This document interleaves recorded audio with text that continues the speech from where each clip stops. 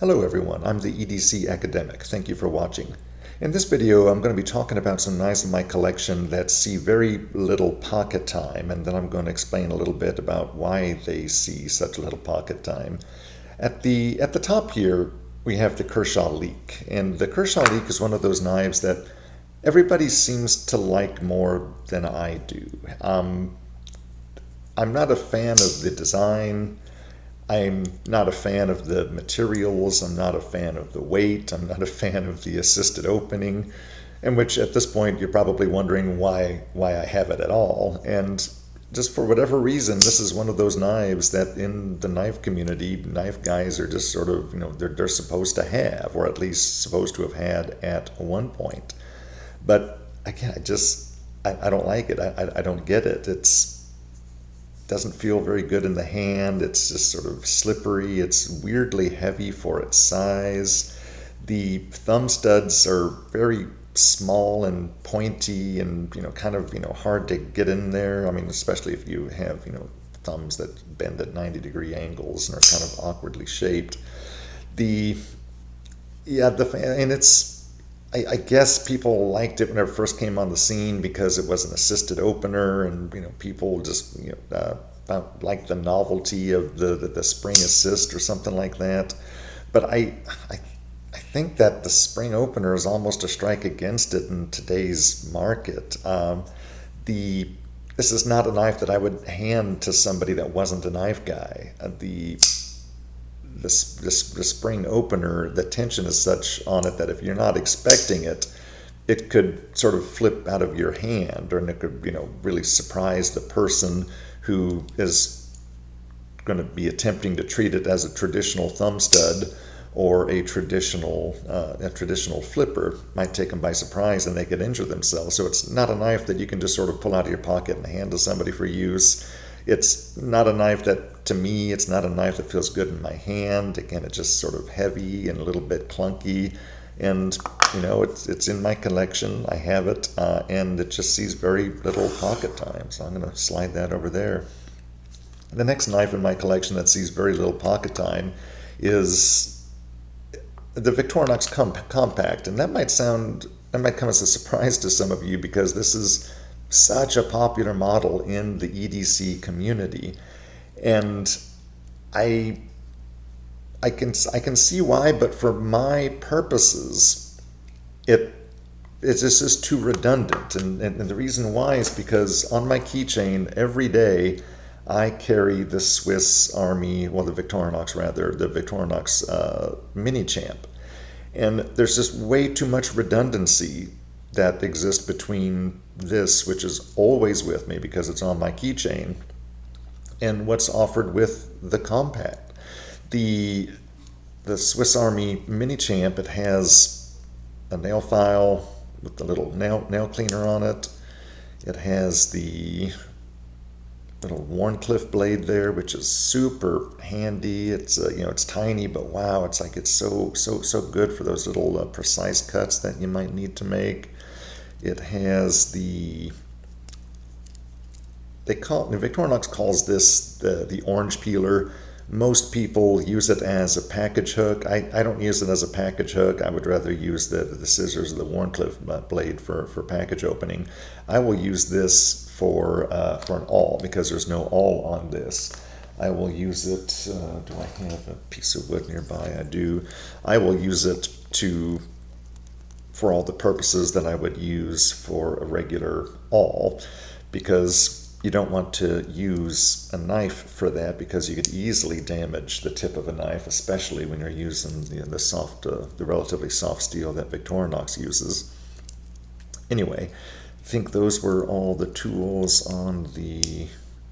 Oh no, there was one more tool on this side, or two more tools on this side rather. The little Victorinox calls this a ruler. It's really no good to be used as a ruler. It could be used as a depth gauge. I've never had occasion to use it for either of those functions. And the last one on that side is what Victorinox refers to as the cuticle pusher, which was just about useless because it was sort of rounded over. And I don't know if you can see it, how well it's going to show up in the camera there. I have modified it slightly. I have sharpened that so it acts as a miniature gouge. I'll grab my little piece of wood here, and you can see how that works. You can use that if you're carving or if you're whittling. The sharpened tip makes it really effective for that. And it's not so sharp that you can't still use it to adjust your cuticles as necessary. So I get a lot of use out of that. On the other side, we have the regular penknife blade. We have this great little combo tool. Fantastic little Phillips there. It can it's a number 1 Phillips, but it can handle number 2 Phillips and even some number 3 Phillips just fine. It's got the little wire bender there, and it's got the bottle opener, which isn't the best bottle opener. It will eventually get a bottle open, but you can see the angle is so steep, and you can see where the little keychain is. By the time it's dangling from your keys and you're fidgeting around your keys and you're trying to hold on to it, you're trying to get it at exactly the right angle, it will work, but it is a little bit cumbersome. But it's better to have it than to not have it. And the last one on this layer is the scissors. And in addition to those in-layer tools, you have the scale tools, you have the little Victorinox tweezers there, and you don't have a toothpick, but you do have the pen with this model. And so you can see with all those tools that are on my Mini Champ, much of the purpose and the utility of the compact is just gone. Of course, yes, it has a larger pair of scissors, which is nice, but the little scissors on my Mini Champ serve the purpose of these. The Victorinox Compact has the combo tool, which is a more effective bottle opener, but again, it's serving the same purpose, and so it's just sort of redundant if this is already on my keychain. It has the tweezers, which I already have on the Mini Champ. It has a toothpick, which is which is not present on the Mini Champ, but I never use the toothpick. It's got this pen, but again, there's a pen on the Mini Champ. It's got a corkscrew, which I do not need in my EDC gear. The only thing I use the corkscrew for is to hold the little screwdriver there, and the only thing I use the little screwdriver for and the only thing I need the little screwdriver for is to adjust the little screws that are on my reading glasses. And I already have that great Phillips on the Mini Champ. So the only real advantage to carrying the compact for me when this is already on my keychain is just to have a larger blade. And if that's the only advantage, I would rather carry, just an actual, single blade folder from my collection. I would rather carry this MKM Eclipse, or I would rather carry the 8025, the Demco 8025. It's kind of hard to use the Shark Lock when it's sideways there. It's much easier to use when it's straight up and down. So yeah, this is just, it's too many redundancies with this. The only real use of it for me whenever this is on my keychain is the main blade. And in that case, there are several other, of knives from my collection that I would prefer to carry, and I would even prefer to carry just a pocket fixed blade, as opposed to something as opposed to the blade that I get in an additional folder. So yeah, the compact, it's I own it. It's a great knife, but in terms of how much actual pocket pocket time that it sees, very little for me, because there's just way too much overlap with the knife that's already on my keychain. The next knife here. This, of course, is the Buck 110 Slim, and this is a knife that just sees very little pocket time. It's a fine knife. Again, I own it. I purchased it. I picked it out. This knife, if I take it with me at all, it's going to be in a bag. Probably an outside bag, meaning not the bag I put inside a bag. It's going to be in the backpack.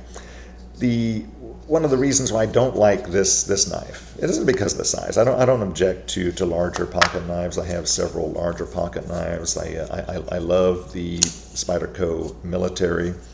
That sees a lot of pocket time. I love the Spyderco Shaman. The Spyderco Shaman is another big knife, and it sees a lot of pocket time for me. The Buck 110 Slim sees almost no pocket time. It just feels cheap, and of course it is a low-end knife. It's unfair to compare the Spyderco Shaman in terms of looks and feel with a $30 knife from Buck, but it feels cheap, and it's not necessarily because of the handle material. Again, this Denko is made from similar material, but it feels much different in the hand than the Buck does.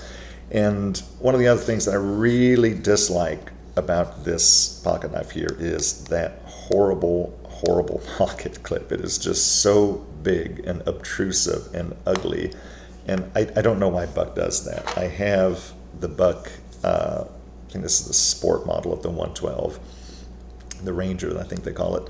This has a fine pocket clip. I don't know why Buck insisted on using this big ugly thing that's hanging out on the outside of this knife. It detracts from it, and of course, yes, you could get an aftermarket pocket clip for it, but why am I going to spend $15 on a pocket clip for a knife that costs $30? So yeah, I have this. It sees very little pocket time. As a matter of fact, I think I've only carried this once, the day that I got it, just to sort of try it out, and then it immediately got relegated to a bag knife. So yeah, the Buck 110 Slim, I have it. I never carry it in my pocket. This knife is also one that some of you probably recognize. This is the Klingman by Civivi, and I like this knife. I purchased this knife. I picked it out. It just hardly sees any pocket time, and the reason it hardly sees any pocket time is because the front flipper here, I find it very hard to manipulate, and I've seen other guys, other people on YouTube with their videos, and they don't seem to have a problem with it. I just can't. There we go. If I give it a partial wrist assist, I can get it. And I seem to have better luck if I actually just use the knuckle of my thumb. But then I end up having to sort of pinch it in this sort of awkward position here. And yeah, I hate it. I hate that opening method. And so because that opening method is so ineffectual for me, I'm left with the thumb stud. But the thumb stud, if I can try to get a good angle here, the thumb stud is so close to the scale that it's hard to get a good purchase on it with the thumb. You see there, it didn't even swing out all the way whenever I tried to thumb activate it. You really kind of have to get aggressive and firm with the thumb stud. If you're just sort of casually pulling it out and flipping it with your thumb, you run the risk of either just slipping off of it or getting your thumb actually in the way of the blade as you are opening it. So I like the looks of this design. I like the feel of the knife. It's good construction, it's good quality. There's nothing against the knife itself. Just that the way that it fits in my hand, the difficulty of access of the thumb stud, how close it is to the scale there, and the ineffectual use of that front flipper, I just don't like it. My aforementioned Shaman doesn't even have a front flipper, and I can front flip this without a front flipper.